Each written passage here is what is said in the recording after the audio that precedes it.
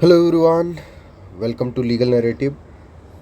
मुझे पता है कि आप लोग एकदम ज़ोरों शोरों से तैयारी कर रहे हैं मेंस की, लेकिन कहीं ना कहीं अंदर से खुलबुली मच रही है कि पेपर कैसा जाएगा, ये कैसा होगा, वो कैसा होगा। पहली बार मेंस देने जा रहे हैं तो उसका भी डर लग रहा है। इस लेक्चर में, या यूँ कह लो कि ये इस 20-30 मिनट में हम उन सारी चीज़ों को डिस्कस करेंगे जो आपके इस डर को दूर कर दे और आपको इस काबिल बना दे कि आप जब उस दिन 28 जून को एग्जामिनेशन हॉल में बैठो तो आपकी जो क्षमताएं हैं वो आपकी कमियों से ऊपर उठ करके निखर के आए। ओके, वो कैसे हो सकता है, उन सबको one by one, point by point हम लोग देखेंगे और समझने की कोशिश करेंगे कि जो मेंस का एग्जामिनेशन होता है ये सिर्फ और सिर्फ नॉलेज का गेम नहीं होता है, ये टाइम मैनेजमेंट का। वहाँ पे हम 3 घंटे जब बैठे रहेंगे, जब हम आंसर्स को लिख रहे होंगे, तो हमारी राइटिंग स्पीड का, हम क्वेश्चंस को अप्रोच कैसे करेंगे, हमारे अप्रोच का, हम हेडिंग कैसे बनाएंगे, उन हेडिंग्स का, और भी बहुत सारी चीज़ें जो कि जब हम पहली बार एग्जामिनेशन देने जा रहे होते हैं तो हमको जो ध्यान रखनी चाहिए, हम उन सारी चीज़ों पे नज़र दौड़ाएंगे और सब कुछ कवर करने की कोशिश करेंगे। और मेरा ये वादा है कि इस वीडियो के बाद, इस लेक्चर के बाद आपको कोई भी डरने की बात नहीं बचेगी, कोई भी घबराने की बात नहीं बचेगी, कोई भी आपको ये रोड मैप या स्ट्रेटजी पाने की बात नहीं बचेगी कि भैया अगर एक हमको स्ट्रेटजी मिल जाती प्रॉपर तो हम उखाड़ देते। ओके, आपको स्ट्रेटजी दी जा रही है, आपको एक रोड मैप दिया जा रहा है, अब जाओ उखाड़ो। ओके, नंबर वन, और ये सारी चीज़ें मैं जो बता रहा हूँ वो मैं आपको अपने खुद के प्रैक्टिकल एक्सपीरियंसेस से बताऊंगा, क्योंकि मैं एक दो बार नहीं बहुत बार फेल हो चुका हूँ और अच्छे अच्छे एग्जामिनेशन में फेल हो चुका हूँ, और फिर मैं पास भी हुआ हूँ। अभी मैं एक सर्विंग ऑफिसर, ठीक है। तो आपको क्या करना है, समझना है। नंबर वन, आपको डर लग रहा होगा कि वेदर, नंबर वन, कि क्या हिंदी में लिखता हूं, क्या अभी जितना दिन बचा हुआ है, आज 12 मई 2026, हमारा पेपर शुरू होगा 28 जून 2026 को, कि क्या हमारा ये जो टाइम है अभी, अगर हमने मेंस की प्रिपरेशन एकदम जीरो है हमारी, तो क्या हम इन बचे हुए दिनों में मेंस की प्रिपरेशन अच्छे से कर सकते हैं? तो इसका क्या आंसर है? इसका आंसर है द बिग यस। हाँ, कर सकते हो आप, हाँ कर सकते हो। अब बात आती है कि कर तो सकते हैं, कृपा शंकर पांडे ने बता दी कि कर सकते हो, लेकिन अगर कर सकते हो तो कैसे कर सकते हो? तो उस कैसे के ही आंसर इस पूरे वीडियो में है, उसको ध्यान से समझेंगे और डील करने की कोशिश करेंगे कि जब आप एग्जामिनेशन हॉल में बैठो तो आपको कोई रिग्रेट ना बचे कि हम ये भी कर लिए होते, वो भी कर लिए होते तो ऐसा हो गया होता। ओके, तो सबसे पहले हम आपको एग्जामिनेशन की स्कीम दिखाते हैं। 28 तारीख रविवार जो है, संडे, सुबह में सबसे पहले हिंदी का पेपर होगा, उसके बाद सामान्य इंग्लिश का पेपर होगा, फिर 29 तारीख को सामान्य ज्ञान का पेपर होगा, फिर क्रिमिनल लॉ एंड प्रोसीजर का होगा, फिर साक्ष्य अधिनियम, फिर अन्य अधिनियम। यानी कि 3 दिन में हमारा पूरा पेपर खत्म हो जाएगा। अब आप में से बहुत सारे लोग होंगे जो डर गए होंगे कि हिंदी वगैरह को बहुत ज़्यादा एकदम से पढ़ने लगे होंगे, हिंदी, इंग्लिश और ये सारी चीज़ें पढ़ने लगे होंगे। मैं आपको बताता हूँ, हमेशा हमको अपनी मेंस की प्रिपरेशन स्पेसिफिकली रिवर्स ऑर्डर में करनी चाहिए। रिवर्स ऑर्डर का मतलब ये नहीं होता कि सिर के बल खड़े हो जाओ और तब प्रिपरेशन करो, नहीं। रिवर्स ऑर्डर का मतलब होता है कि आपको सबसे पहले लॉ प्रिपेयर करना चाहिए। क्यों? क्योंकि लॉ सबसे बाद में है, जो बाद में है उसको पहले प्रिपेयर करना चाहिए। उसके पीछे का भी रीजन बताता हूं। तो number 1, prepare in reverse order. Reverse order इसका क्या मतलब होता है? इसका मतलब होता है कि आप जो ये साक्ष्य अधिनियम है, क्रिमिनल लॉ एंड प्रोसीजर है, अन्य अधिनियम है, इनको पहले प्रिपेयर करो। जैसे कि हम अपने लीगल नैरेटिव के मेंस गाइडेंस प्रोग्राम में कर रहे हैं। हमने साक्ष्य अधिनियम कर लिया, हमने बीएनएस कर लिया, हम अन्य अधिनियम अभी कर रहे हैं। कैसे करोगे वो उसमें क्या क्या करना है वो भी अभी हम आपको बता दे रहे हैं। ओके, अच्छा, अब मैं क्यों कह रहा हूं कि रिवर्स ऑर्डर में करना चाहिए, इसके पीछे का रीजन समझो। हमेशा हमेशा के लिए ये एप्लीकेबल है। किसी भी एग्जामिनेशन में जो रिटन एग्जामिनेशन होते हैं वो कई दिनों तक चलते हैं, उनमें एप्लीकेबल होता है मेनली। ऐसा इसलिए होता है क्योंकि हमारी ये जनरल टेंडेंसी होती है कि जब एग्जामिनेशन नज़दीक आ जाएगा, जैसे 28 तारीख से पेपर है, तो जब 20 तारीख आ जाएगी तो हम ऑटोमेटिकली ही इन सबको उतना ध्यान नहीं दे पाएंगे, दे ही नहीं पाएंगे, क्योंकि हमको इतना ज़्यादा डर लग रहा होगा एग्जामिनेशन का कि हम ना चाहते हुए भी सिर्फ हिंदी इंग्लिश यही सब पढ़ेंगे।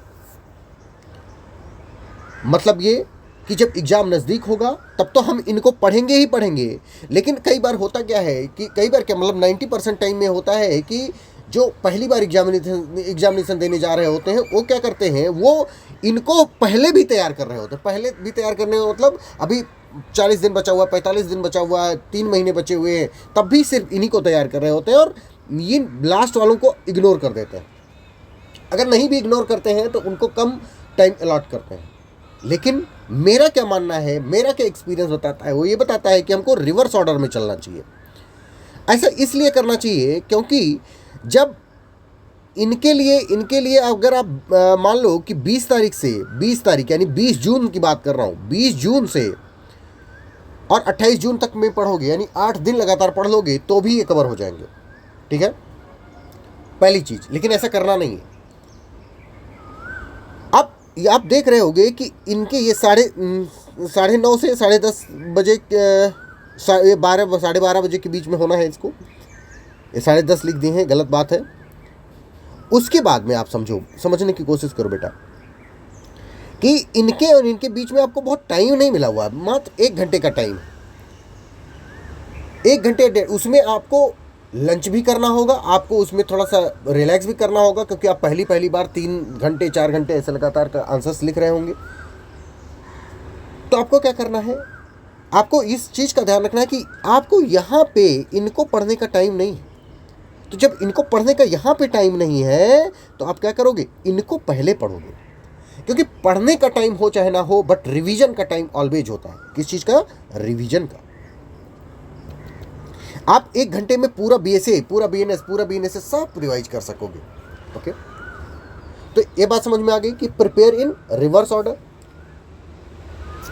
नंबर 2 कि don't go beyond the syllabus. Don't go beyond the syllabus. जैसे बहुत सारे लोग, मैं देख रहा था कि जो हमारा लीगल नैरेटिव का मेन ग्रुप है, व्हाट्सएप ग्रुप, उसमें लोग डिस्कस कर रहे हैं कि पुलिस एक्ट रेगुलेशन आएगा नहीं आएगा। भाई गेस क्यों कर रहे हो? इसमें नहीं लिखा हुआ है, क्रिमिनल लॉ एंड प्रोसीजर लिखा। क्रिमिनल लॉ एंड प्रोसीजर में बीएनएसएस आने वाला है। सपोज कि एक क्वेश्चन आ भी गया, किसका? पुलिस एक्ट का या रेगुलेशन का। उस पुलिस एक्ट एंड रेगुलेशन के एक क्वेश्चन को वो ऑप्शनल होगा, आप उसको करना चाहो चाहे ना करना चाहो, क्योंकि सारे क्वेश्चंस कंपलसरी नहीं होते। जब एग्जामिनेशन में बैठोगे मेंस में, तो सारे क्वेश्चंस कंपलसरी नहीं होते हैं। तो हो सकता है कि आपकी किस्मत सही हो और आपको ये उसमें मिल जाए, और अगर नहीं भी मिलता है तो आप कुछ बहुत ज़्यादा उसकी पोथी पत्रा लेकर के नहीं बैठ जाओगे पढ़ने। आप क्या करोगे, आपको जो प्रीलिम्स के टाइम पे हमने वो 14 या 15 पेज का नोट्स दिया था, बस उसी को रिवाइज कर लोगे, बस कुछ नहीं करने की जरूरत है। ओके, उतना करके चले आओगे, then more than sufficient. Number 2 point कि इन सबको क्रिमिनल लॉ वगैरह को हम अप्रोच कैसे करेंगे, हिंदी इंग्लिश जीके पे हम थोड़ा देर में आएंगे, पहले क्रिमिनल लॉ को अप्रोच कैसे करेंगे। तो सबसे पहले मैं अन्य विधि बताता हूँ, अन्य विधि को अप्रोच कैसे करोगे। इसके लिए मैं आपको एक पीडीएफ दिखाता हूँ और उसके बाद मैं बताता हूँ कि ये हमारे मेंस गाइडेंस प्रोग्राम का कंप्लीट माइनर लॉ का नोट्स है। कितने पेजेस का है?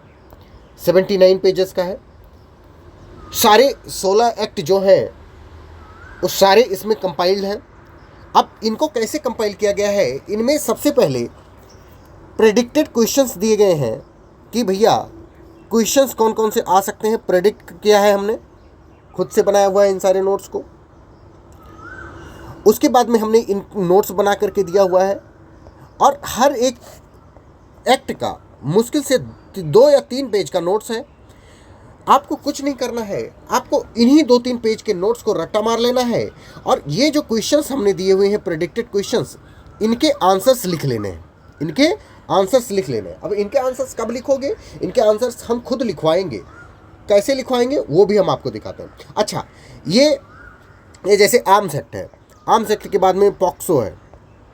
एक सेकंड, आप ये देखिए, protection of children from sexual offences act 2012, इसमें भी ये प्रेडिक्टेड क्वेश्चन है कि डिफाइन पेनिट्रेटिव सेक्सुअल, मतलब यही आएंगे, इनके अलावा कुछ नहीं आने वाला है। ठीक है, तो आपको इस माइनर लॉ का क्या अप्रोच होना चाहिए? माइनर लॉ का अप्रोच होना चाहिए, खैर हम मेंस वालों को, अपने मेंस गाइडेंस प्रोग्राम वालों को तो हम बताने वाले हैं कि कितने पेज से कितने पेज तक का करना है। हम इसको 20 मई के पहले तक रट्टा मार लेंगे, 20 मई 2026 के पहले तक इसको हम रट्टा मार लेंगे। तो कैसे मारेंगे रट्टा? कि जैसे हमारा अप्रोच क्या होता है मेंस गाइडेंस प्रोग्राम में, हम पेज नंबर्स बताते हैं कि पेज नंबर फलाने से, जैसे पेज नंबर 1 से लगा करके पेज नंबर 38 तक, 1 से 38 तक तैयार करके आओगे। 15 तारीख को हम टेस्ट लेंगे। 15 तारीख को हम पेज नंबर 1 से 38 के बीच में से 15 क्वेश्चन पूछ लेंगे आपसे। आप उन 15 क्वेश्चंस के आंसर जैसा भी लिख पाओ, थोड़ा अच्छा लिखोगे, खराब लिखोगे, कैसे भी लिखो, बट लिखोगे तो, 3 घंटे बैठोगे तो, क्योंकि अल्टीमेटली वो हिम्मत जुटा पाना और शुरुआत करना इज द बिगेस्ट टास्क। एक बार आप शुरू कर दिए, मोमेंटम बन गया, आप फिर अच्छा कर ले जाओगे। ओके, और डेली आंसर्स भी होते हैं। अच्छा, ये चीज़, ये जो माइनर एक्ट वगैरह के जो नोट्स हैं, क्या ये सिर्फ इंग्लिश में है? द आंसर इज नो, ये इंग्लिश में ही नहीं, ये हिंदी में भी है। अब आपको एक चीज़ और भी लग रहा होगा कि क्या ये 2-3 पेज का नोट्स पढ़ने से हो जाएगा? The answer is yes, absolutely हो जाएगा। और इस बात को मैं ऑन रिकॉर्ड कह रहा हूँ। अगर ये ना हो जाएगा तो आप आकर के इस वीडियो के कमेंट सेक्शन में गाली दे करके जाना। ओके, मैं आपकी कमेंट को डिलीट नहीं करूँगा। ओके, अब बहुत सारी कोचिंग वगैरह में बताया जा रहा होगा कि भैया बेरेक्ट पढ़ो। भैया अगर तुम बेरेक्ट सिर्फ पढ़ोगे तो आप केस लॉज वगैरह कहाँ से लेके आओगे? जैसे ये देखो, हमने केस लॉज वगैरह भी देखे, संजय दत्त और सीबीआई, सारे केस लॉज वगैरह को भी हमने नोट डाउन कर दिया है। इन केस लॉज को ही आपको क्या करना है? रट्टा मार लेना है। ओके, ये देखो, केस लॉज वगैरह सब कुछ एकदम बाकायदा सेक्शन वगैरह सब दे दिया है। ठीक है, ये हमने इसमें बता भी दिया है कि कौन सी चीज़ कहाँ पे इम्पॉर्टेंट है, कहाँ पे इम्पॉर्टेंट नहीं है। अब ये चीज़ क्या सिर्फ इंग्लिश में है? The answer is no, Hindi में भी है। हम हिंदी में भी आपको दिखाते हैं। सेम चीज़ जो आप इंग्लिश में देख रहे थे, अब ये हिंदी में है। ये देखो, उसी सेम चीज़, एकदम सेम चीज़, ये नोट्स, ये प्रेडिक्टेड क्वेश्चंस, सेम चीज़। आप चाहे इंग्लिश मीडियम के हो, चाहे हिंदी मीडियम के हो, लीगल नैरेटिव आप सबका स्वागत करता है। अगर आप चाहते हो कि आपको कुछ करना है, एग्ज़ाम निकालना है, तो आप आ सकते हो। ये हो सकता है कि आपको इन सारे नोट्स को कोई आपका फ्रेंड या आप जिस लड़के या लड़की के साथ रिलेशनशिप में हो उसने आपको शेयर कर दिया हो। लेकिन आप सोचो कि जब आप फेल हो जाओगे एग्जामिनेशन में, तो आप इस 5,000 रुपये बचा करके क्या करोड़पति हो जाओगे? आप अगर मेहनत करो, आप एक प्रॉपर गाइडेंस में रहो, आप आंसर्स लिखो, डेली आंसर्स लिखो, लिखने की हैबिट डेवलप करो।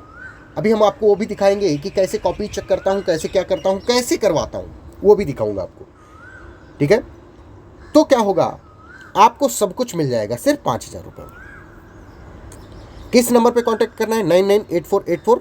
यू व्हाट्सएप करना है, इस पर कॉल नहीं करना है, क्योंकि मैं ट्रेनिंग में रहता हूँ। ठीक है, कब से कब तक? 9 बजे से लगा करके शाम में 5:30 बजे तक, इतने 9 AM से 5:30 PM तक मैं ट्रेनिंग में रहता हूँ। उस टाइम पे मैं कॉल रिसीव नहीं कर पाऊंगा, मैं व्हाट्सएप का रिप्लाई कर दूंगा, ठीक है। तो व्हाट्सएप कर सकते हो आप, ठीक है, 9984848968। अब बात आती है कि ये बात तो मैंने बता दी कि नोट्स हो गया। अब ये नोट्स क्या सिर्फ माइनर लॉ के हैं? द आंसर इज नो, सिर्फ माइनर लॉ के नहीं है। ऐसे ही सेम नोट्स बीएसए के भी हैं, बीएनएस के भी हैं, बीएनएस के। अब मैं आपको दिखाता हूँ मोडस ऑपरेंडी क्या रहता है लीगल नैरेटिव का। ओके, ये आप देख रहे हैं मेंस गाइडेंस प्रोग्राम का, ये हमारा जो उसका क्या कहते हैं टेलीग्राम है, जिस ग्रुप में हम ये सब करवाते हैं। ये देखो, ये बीएनएस हो चुका है बहुत पहले, फिर उसके बाद में बीएसए हो चुका है, बीएनएसएस हो चुका है, माइनर एक्ट हो चुका है। इसके सारे पीडीएफ भी हैं, क्योंकि इसको कई बार होता क्या है, हमको बेरेट से भी सब्सटेंशिएट करना पड़ता है। बीएसए का फुल लेंथ मॉक। अच्छा, डेली टारगेट्स भी दिए जाते हैं, डेली टारगेट्स। ये आप देख सकते हो कि डे 1, डे 2, डे 3 बीएसए का, बीएसए रट्टा मार लिया गया है, क्योंकि 100 नंबर का अकेले पूछा जाने वाला है। फिर उसके बाद में जो ऑफिसर्स अपने आंसर सबमिट करते हैं वो इधर रहते हैं, ऑफिसर्स सबमिट इधर होते हैं। उसके बाद में इसमें डेली आंसर राइटिंग की जो स्कीम है वो इधर दी जाती है। तो आप इन सारी चीज़ों का फ़ायदा उठा सकते हैं। अब बात आती है कि आंसर्स चेक कैसे होते हैं। आप ये देखिए, स्क्रीन रिकॉर्डेड फॉर्मेट में सारी कॉपी चेक होती हैं कि सबकी कॉपी एकदम से बाकायदा ये चेक की गई है। देख सकते हैं आप, 5 मिनट, 10 मिनट, 4 मिनट, जितना भी है, 15 मिनट, 8 मिनट, जितना भी टाइम लगता है, सब सारा पूरा लगा करके सब कुछ चेक किया जाता है। ऐसे ऐसे ही कॉपियाँ चेक की जाती हैं। मतलब आपको ऐसा फील होगा कि कृपाशंकर पांडे आपके सामने बैठ करके आपकी कॉपी चेक कर रहा है, आपको समझा रहा है। ये बात समझ पा रहे हो? ये देखो, इसमें पॉइंट भी लिखे गए हैं, नंबर कितने दिए, हेडिंग कैसे क्या करना है, वो सारी भी बातें बताई जा रही हैं। हम आपको थोड़ा और दिखाते हैं, 1 सेकंड रुके। ये आप देख सकते हैं, ये क्या कहते हैं, वीडियो सबके पड़े हुए हैं, एकदम सबका अपना अपना वो बना दिया गया है कि भाई तुम सिर्फ अपना अपना वीडियो देख सकते हो। ओके, ये बात समझ में आ रही है सबको? ये अमृतेश का है, फिर उसके बाद में ये विकास पांडे का है। ऐसे सब लोग अपना अपना देख सकते हैं। ओके, अब मैं बीएससी, बीएनएस, बीएनएसएस इन सब का नोट्स आपको नहीं दिखाने जा रहा हूँ। क्यों? क्योंकि अगर सब कुछ यही दिखा दूंगा तो आप बैच में क्या देखोगे। तो ठीक है, तो ये हो गया मतलब क्रिमिनल लॉ या लॉ का पेपर के बारे में मैंने बात कर ली। अब बात करते हैं कि सामान्य हिंदी, सामान्य अंग्रेजी और सामान्य ज्ञान का क्या करेंगे। जैसे सामान्य हिंदी के लिए मैं कुछ चीज़ें प्रिपेयर कर रहा हूँ, मतलब it is about to get prepared. उसको हम क्या करेंगे, रट्टा मार लेंगे। क्या करेंगे? रट्टा मार लेंगे। रट्टा मार करके उनको लिखने की कोशिश करेंगे, लिखने, क्योंकि एन मौके पर वो चीज़ें याद नहीं आती, तो हम उनको क्या करेंगे, रट लेंगे। ये बात समझ पा रहे हो? पहली चीज़ कि उसमें पर्यायवाची है, वर्तनी सुधारना है, पत्र लिखना है, जो कुछ भी करना है वो मुश्किल से 3-4 दिन का काम है। 3-4 दिन में ही सब कुछ कवर अप कर लोगे। अब आप लोगों को लग रहा होगा इतना सारा होगा, मैं कैसे रट लूँगी। भाई मैं 3-4 दिन में पढ़ने की बात कर रहा हूँ। उसके बाद में डेली इस हिंदी का डेली 1 आवर या 1.5 आवर रिवीजन करना है। अगर आप रिवीजन करते रहोगे, बार बार उसको देखते रहोगे तो बहुत हिंदी बहुत आसान होता है, तो वो हो जाएगा आपसे। रही बात इंग्लिश की, इंग्लिश का हम मतलब सबका ऐसे ही, जैसे अभी इस वीडियो में हम आपको बता रहे हैं, ऐसे ही हम आपको ऐसे लिखना सिखा देंगे, हम आपको प्रेसी राइटिंग सिखा देंगे, हम आपको लेटर राइटिंग सिखा देंगे, और बाकी नरेशन वगैरह भी हम थोड़ा बहुत बता देंगे। उसके बाद में डेली 4 आंसर लिखवाएंगे, और आप अगर लिखोगे, डेली लिखोगे, तो एक मोमेंटम बन जाएगा और आप वहाँ पे अच्छे से कर सकोगे। बात आती है कि सामान्य ज्ञान का क्या करना है। सामान्य ज्ञान सिर्फ 50 नंबर का पूछा जाना है, सिर्फ 50 नंबर का। अब इस 50 नंबर में को कैसे डील करेंगे, इसके लिए मैं एक प्रॉपर नोट्स बना रहा हूं। उन नोट्स को रट्टा मार लेना है। ओवर एंड अबव कि हमको लूसेंट वगैरह की बुक को भी देख लेना है, थोड़ा बहुत करंट अफेयर से आपको अपने आप को अपडेटेड रखना है। उसके लिए आप एडिटोरियल पढ़ सकते हो। आपको कोई बहुत बड़ी किताब खरीदने की कोई ज़रूरत नहीं है। मैं सुना हूं कि कुछ लोग प्रतियोगिता दर्पण खरीद के ला रहे हैं। प्रतियोगिता दर्पण इज नॉट नेसेसरी, उसकी ज़रूरत नहीं है आपको। आप यूपीएससी का एग्ज़ाम देने नहीं जा रहे हो, ठीक है।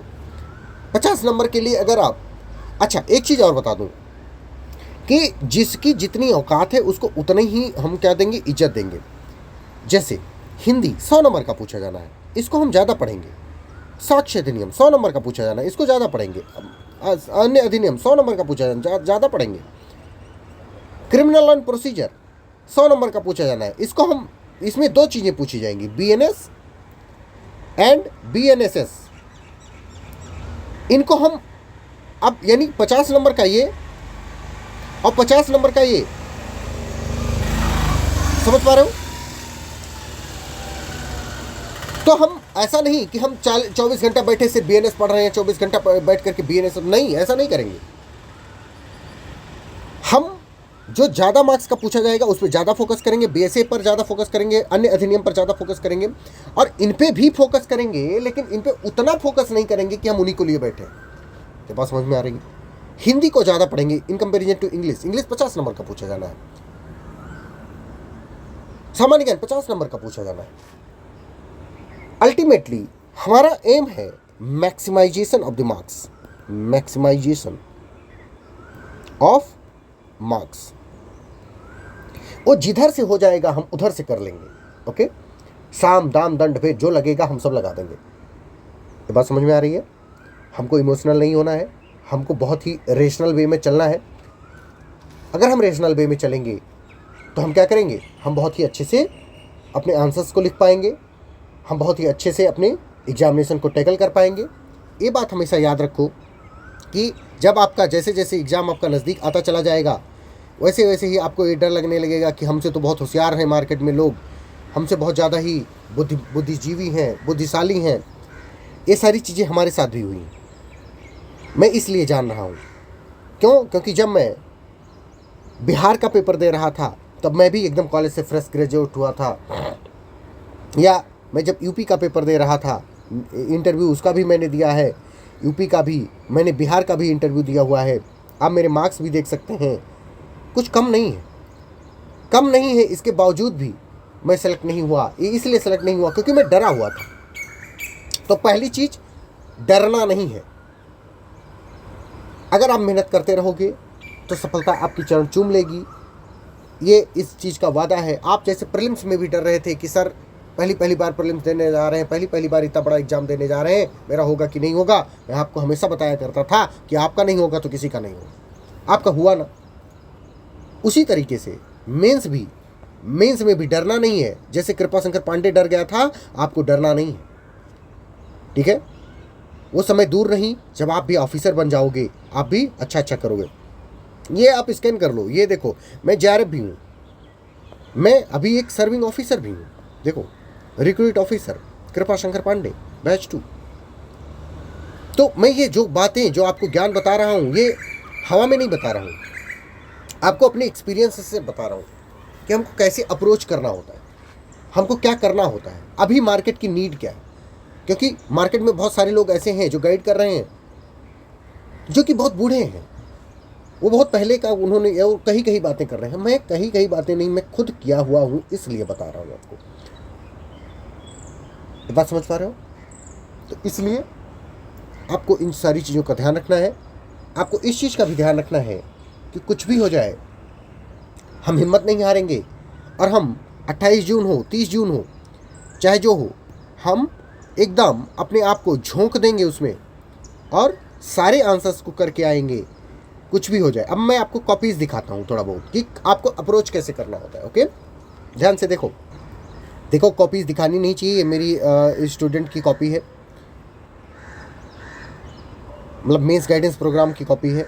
मैं इसकी कॉपी सब चेक कर चुका हूँ, ठीक है? और मैं आपको दिखाता हूँ कि कैसे करना होता है। मैं आपको अभी कुछ देर पहले बताया कि 2-3 चीज़ों का आंसर्स राइटिंग में ध्यान रखना होता है। पहला, ध्यान से समझो कि क्वेश्चन क्या पूछा हुआ है। क्वेश्चन देखो, क्वेश्चन पूछा हुआ है, इधर देखो, क्वेश्चन पूछा हुआ है कि discuss the nature of the BSA 2023 as procedural adjective law. How does it differ from substantive law? Explain its core functions in judicial proceedings with help of relevant judicial interpretations given in notes. ठीक है, given in notes, question मैंने notes में पूछा जो notes में हमारे दिए हुए, क्योंकि हमने नोट्स में सारी चीज़ें लिख दी हैं जो इंपॉर्टेंट है। अब क्वेश्चन का आंसर्स लिखा, देखो क्वेश्चन को जब हम सॉल्व कर रहे होते हैं एग्जामिनर क्या एक्सपेक्ट कर रहा होता है। एग्जामिनर सबसे पहली चीज़ 2-3 चीज़ें एक्सपेक्ट करता है। पहला कि आपने क्वेश्चन के सारे एस्पेक्ट को कवर किया है कि नहीं किया है। जैसे इस क्वेश्चन में कितने पार्ट हैं, नंबर 1 पार्ट की discuss the nature of the BSA, पहला पार्ट यहाँ पे खत्म हो गया। How does it differ from, दूसरा पार्ट हो गया explain its core function with the, यानी 3 पार्ट। तो आपने तीनों पार्ट को डिस्कस किया हुआ है कि नहीं किया हुआ। अब इस बात को जानने के लिए एग्जामिनर के पास, जो आपकी कॉपी चेक कर रहा है, उसके पास क्या क्या रास्ता है। उसके पास ये रास्ता है कि आपकी कॉपी को देखे, कॉपी में देखे कि आपने उन सारे क्वेश्चन के सारे एस्पेक्ट की हेडिंग बनाई हुई है कि नहीं बनाई हुई है। अगर आपने सारे पार्ट्स की हेडिंग बनाई हुई है, इसका मतलब उसको ये संज्ञान हो जाता है, उसको ये पता चल जाता है कि आपने सारे aspect of the question paper को टच किया हुआ है। ये बात ठीक है। तो जैसे पहला एस्पेक्ट था कि discuss the nature of the BSA 2023 as procedural adjective law, ठीक है। तो इसका अच्छा हेडिंग बनाएंगे तो हेडिंग क्या करेंगे, एकदम बीचों बीच में डालेंगे, एकदम बीचों बीच में डालेंगे। ओके, तो पहला एस्पेक्ट इसने कवर किया कि नेचर ऑफ द भारतीय साक्ष्य अधिनियम 2023 एज प्रोसीजरल एडजेक्टिव लॉ। क्यों? क्योंकि पहले एस्पेक्ट में सिर्फ यही पूछा हुआ था, discuss the nature of the BSA 2023 as procedural adjective law, ठीक है। तो पहला एस्पेक्ट हो गया, पहले एस्पेक्ट में इसने डील किया। फिर उसके बाद में बताना है कि how does it differ from substantive law. फिर अगला ये देखो नेचर वगैरह बता रही है एकदम बढ़िया से, सब हमने अपने नोट्स में बता रखा है कि कैसे करना है। फिर अगला है कि how does it differ from substantive law, फिर उसका डिफरेंशिएशन किया गया है प्रॉपर। फिर उसके बाद में क्वेश्चन का थर्ड एस्पेक्ट था कि इन judicial proceeding with help of relevant judicial interpretation given in law notes. अब क्या है कि थर्ड एस्पेक्ट है कि core function in judicial proceeding with help of relevant judicial interpretation.